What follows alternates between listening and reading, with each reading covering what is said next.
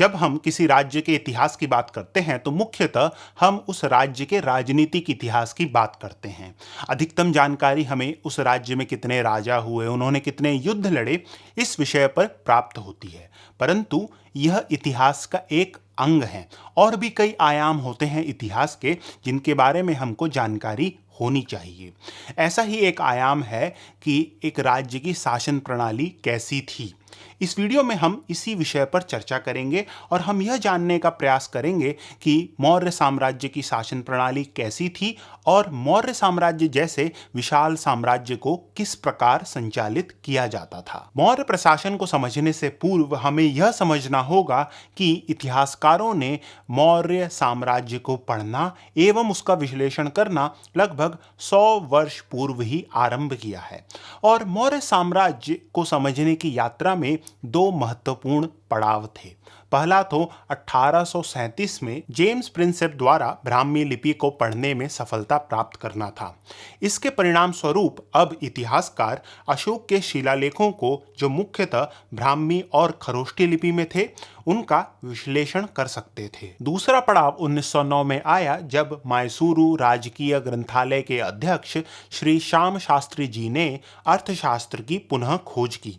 शास्त्री जी की इस खोज से पूर्व यह समझा जाता था कि कौटिल्य द्वारा रचित यह ग्रंथ लुप्त हो गया है। इन दो खोजों से इतिहासकारों के पास अब मौर्य साम्राज्य को समझने के लिए दो महत्वपूर्ण स्रोत आ गए थे। लेकिन कुछ इतिहासकारों का यह मानना है कि हम इन स्रोतों को मौर्य साम्राज्य की शासन प्रणाली को समझने के लिए पूर्ण रूप से प्रयोग नहीं कर सकते। इतिहासकार जो कि ऐसा तर्क देते हैं, उनके अनुसार यदि हम कौटिल्य के अर्थशास्त्र को देखें तो कौटिल्य अपने अर्थशास्त्र में यह बताते हैं कि एक राज्य की शासन प्रणाली कैसी होनी चाहिए। वह पूरे अर्थशास्त्र में यह कहीं नहीं कहते कि उनके द्वारा एक शासन प्रणाली जो बताई गई है वैसी शासन प्रणाली मौर्य साम्राज्य में भी व्याप्त थी। इन इतिहासकारों के अनुसार यदि हम मान भी लें कि मौर्य साम्राज्य की शासन व्यवस्था कौटिल्य के अर्थशास्त्र पर ही आधारित थी, तब भी यह कहना कठिन होगा कि कौटिल्य के अर्थशास्त्र में दी गई व्यवस्था और वास्तविक रूप से मौर्य प्रशासन में कितना अंतर और कितनी समानताएं थी। यदि हम दूसरी कठिनाई की बात करें तो दूसरी कठिनाई अशोक के शिलालेख को लेकर है। यदि आप अशोक के शिलालेखों का अध्ययन करेंगे तो पाएंगे कि इन शिलालेखों में अशोक अपने राज्य की शासन प्रणाली पर अधिक नहीं बोलते, जिसके कारण अशोक के शिलालेख मौर्य साम्राज्य के प्रशासन को समझने के लिए उपयुक्त स्रोत नहीं है। तो यह दो मुख्य कमियां थीं जिसके कारण कुछ इतिहासकार यह मानते हैं कि हमें इन दो स्रोतों से मौर्य साम्राज्य की शासन प्रणाली के बारे में अधिक जानकारी नहीं प्राप्त हो सकती। परंतु अन्य इतिहासकारों ने इन दो स्रोतों का प्रयोग मौर्य साम्राज्य की शासन प्रणाली जानने के लिए किया है। और इन इतिहासकारों के अनुसार, जो कि पहले इतिहासकार थे जिन्होंने हमें एक मॉडल दिया जिससे हम मौर्य साम्राज्य के शासन को समझ सकें, उनके अनुसार मौर्य साम्राज्य एक केंद्र शासित राज्य था और इस केंद्र शासित राज्य में राजा सत्ता का केंद्र था और राजा के पास ही असीम शक्ति थी जिससे वह पूरे मौर्य साम्राज्य को संचालित करता था। मौर्य प्रशासन के इस मॉडल में राजा के पास ही शक्ति थी महत्वपूर्ण निर्णय लेने की और इस निर्णय को राज्य के कोने कोने में पहुंचाने का दायित्व था राजा के अधिकारियों का। राजा के यह अधिकारी राजा द्वारा ही नियुक्त होते थे और यह राजा के ही अधीन रहते थे। इनके पास अधिक स्वतंत्रता नहीं थी। इस प्रशासनिक मॉडल में मौर्य सम्राट ही राज्य का कर्ता धर्ता है और उसी के द्वारा निर्णय लिए जाते हैं और उसी के पास असीम शक्ति है जिससे राज्य प्रगति करता है। इस मॉडल को आधार बनाते हुए आने वाले इतिहासकारों ने एक नया मॉडल हमारे सामने प्रस्तुत किया। इस मॉडल में भी मौर्य साम्राज्य राजा द्वारा केंद्र शासित राज्य था, परंतु राज्य का संचालन अच्छे से हो इसलिए राजा राज्यपाल नियुक्त करता था और यह राज्यपाल मौर्य साम्राज्य के प्रांतों में जाकर शासन संभालते थे। यदि इन इतिहासकारों की माने तो मौर्य साम्राज्य में कुल 4 प्रांत थे। उत्तरी प्रांत की राजधानी थी तक्षशिला, पश्चिम प्रांत की राजधानी थी उज्जैन, पूर्व की थी तोशाली और दक्षिण में थी स्वर्णगिरी, जो वर्तमान में कर्नाटका के कोप्पल में स्थित है। वह दक्षिण प्रांत की राजधानी थी। इस मॉडल में मौर्य साम्राज्य की राजधानी पाटलिपुत्र में स्थित राजा द्वारा दिया गया आदेश पहले प्रांत के राज्यपालों के पास पहुंचता था और उसके पश्चात राज्यपाल यह सुनिश्चित करते थे कि राजा के आदेश का पालन ग्रामीण स्तर तक हो। मौर्य साम्राज्य की शासन प्रणाली को समझने के लिए दिए गए इन दोनों मॉडलों में राजा का स्थान अति महत्वपूर्ण है। वह राज्य की शासन प्रणाली का केंद्र बिंदु है और एक प्रकार से वह महत्वपूर्ण आदेशों का स्रोत भी है। आगे चलकर नए इतिहासकारों ने इन दोनों मॉडलों पर प्रश्न उठाए। उनके अनुसार किसी भी स्रोत के बल पर हम यह नहीं कह सकते कि मौर्य साम्राज्य 4 प्रांतों में विभाजित था। किसी भी स्रोत में हमें यह पढ़ने को नहीं मिलता। इन इतिहासकारों ने मौर्य साम्राज्य को राजा द्वारा केंद्र शासित प्रशासन के रूप में देखे जाने पर भी सवाल उठाए और उन्होंने इसके लिए 3 तर्क हमारे सामने प्रस्तुत किए। प्रथम, यदि हम अशोक के शिलालेखों का अध्ययन करें तो हम पाते हैं कि वह नैतिक मूल्यों पर अधिक बल दे रहे हैं। इन शिलालेखों में वह कहीं भी अपने राज्य में जो शासन व्यवस्था थी या उनके राज्य में जो नियम थे उन पर अधिक बात नहीं करते। इन इतिहासकारों के अनुसार अशोक नैतिक मूल्यों की सहायता इसलिए ले रहे हैं क्योंकि वह अपने राज्य के सुदूर कोने में अपना आदेश मनवाने में असमर्थ हैं।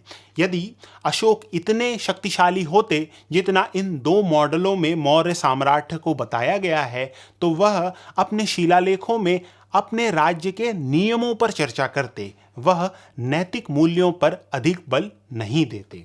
नैतिक मूल्यों पर बल देने का कारण यह था कि उनके पास इतनी शक्ति नहीं थी कि वह सुदूर कोनों में अपने आदेशों को मनवा सके। अशोक की सीमित शक्तियों का एक और उदाहरण है उनके शिलालेख जो भिन्न भिन्न प्रकार से लिखे गए हैं। अशोक के यह शिलालेख एक प्रकार के नहीं हैं। एक ही बात को कहीं बढ़ाकर तो कहीं छोटा कर कर लिखा गया है। इतिहासकारों के अनुसार इन अभिलेखों को छोटा या बड़ा अशोक के अधिकारियों ने किया है और यह भी दर्शाता है कि अशोक के अधिकारियों के पास इतनी स्वतंत्रता थी कि स्वयं राजा के दिए गए आदेश को अपने अनुसार बदल सके। यदि मौर्य सम्राट उतना शक्तिशाली होता जितना पहले के राजा केंद्रित मॉडलों में बताया गया है तो इन अधिकारियों के पास स्वयं राज्यादेश से छेड़खानी करने की स्वतंत्रता नहीं होती। मौर्य सम्राट की शक्तियां कितनी सीमित थी इसका अंदेशा हमें मौर्यकालीन सिक्कों से भी प्राप्त होता है। इन सिक्कों में किसी भी प्रकार की समानता हमें देखने को नहीं मिलती, जिससे यह पता चलता है कि मौर्य साम्राज्य में केवल राज्य को ही सिक्कों का उत्पादन करने का एकाधिकार नहीं था। संभवतः राज्य से भिन्न अन्य संस्थाएं भी सिक्कों का उत्पादन करती थीं। इस प्रकार की स्थिति एक केंद्र शासित राज्य में होना असंभव है। इन तीनों बिंदुओं को देखते हुए यह कहना कठिन होगा कि मौर्य साम्राज्य एक राजा द्वारा केंद्रीय शासित राज्य था। मौर्य सम्राट अवश्य शक्तिशाली राजा था, परंतु उनके पास इतनी शक्ति नहीं थी कि वह अपने राज्य के सुदूर कोने में अपने आदेशों का पालन करा सके। मौर्य साम्राज्य के पास इतने संसाधन भी नहीं थे कि एक केंद्र शासित राज्य बनाया जा सके। इसी के कारण इस राज्य के अधिकारियों के पास अधिक स्वतंत्रता थी। किस प्रकार का शासन व्यवस्था मौर्य साम्राज्य में व्याप्त थी उसका अंदेशा हमें हकामनी साम्राज्य की शासन व्यवस्था को देखने से लग सकता है। हकामनी साम्राज्य एक केंद्र शासित राज्य नहीं था। इस राज्य के राज्यपाल जो क्षत्रप कहलाते थे वह अधिकांश आयामों में स्वतंत्र थे। हकामनी सम्राट इन क्षत्रपों को अपनी सेना के भय से नियंत्रण में रखता था। हकामनी साम्राज्य की मुख्य सेना हकामनी सम्राट के अधीन थी। इसी के साथ साथ राज्य के अधिकारियों पर भी हकामनी सम्राट की पकड़ थी। इसी के कारण हकामनी सम्राट अपने विभिन्न क्षत्रपों पर नियंत्रण रख सकता था। यदि ऐसी स्थिति हकामनी साम्राज्य की थी तो यह कहना कठिन होगा कि मौर्य साम्राज्य एक केंद्र शासित राज्य था। मौर्य साम्राज्य की शासन प्रणाली को समझने की यात्रा में जो एक नया मॉडल नए इतिहासकारों ने हमारे सामने प्रस्तुत किया है, उसके अनुसार हम मौर्य साम्राज्य को 3 भागों में विभाजित कर सकते हैं। पहला भाग था मगध और उसके आसपास का क्षेत्र। इस क्षेत्र में मौर्य शासक का पूर्ण रूप से शासन था और मौर्य सम्राट के लिए यह क्षेत्र सबसे महत्वपूर्ण था। यह हम अशोक के शिलालेखों में भी देख सकते हैं, जहां अशोक स्वयं को मगध का राजा कहते हैं। इससे यह स्पष्ट होता है कि यह क्षेत्र मौर्य साम्राज्य का आधार था। इसके उपरांत आता था वह भाग जहां मौर्य सम्राट की शक्ति उतनी नहीं थी जितनी मगध क्षेत्र में थी। यह भाग उन क्षेत्रों से मिलकर बना था जिनकी शासन प्रणाली मगध क्षेत्र से भिन्न थी। इन क्षेत्रों में मौर्य शासन ने पुरानी प्रणाली को ध्वस्त नहीं किया था। मौर्य शासन का प्रमुख कार्य इस क्षेत्र से कर लेना था। शासन व्यवस्था में उनका अधिक हस्तक्षेप नहीं था। अंतिम भाग वह था जहां अभी राज्य व्यवस्था का आरंभ नहीं हुआ था। यह वह क्षेत्र थे जहां अभी भी छोटे छोटे प्रमुख थे और राज्य व्यवस्था अभी उभरी नहीं थी। इस कारण से मौर्य सम्राट और मौर्य शासन का इन क्षेत्रों में निम्न हस्तक्षेप था। इन क्षेत्रों से कर भी उस प्रकार का नहीं आता था जो अन्य 2 भागों से आता था।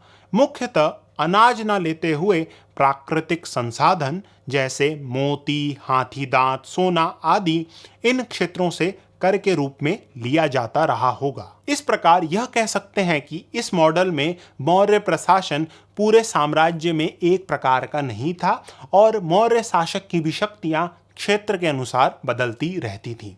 अब यदि आपको जानना है कि प्राचीन भारत में कर व्यवस्था किस प्रकार की थी, तो कृपया करके यह वीडियो देखें। यदि आपको यह चैनल अच्छा लगा तो कृपया करके सब्सक्राइब करें। धन्यवाद।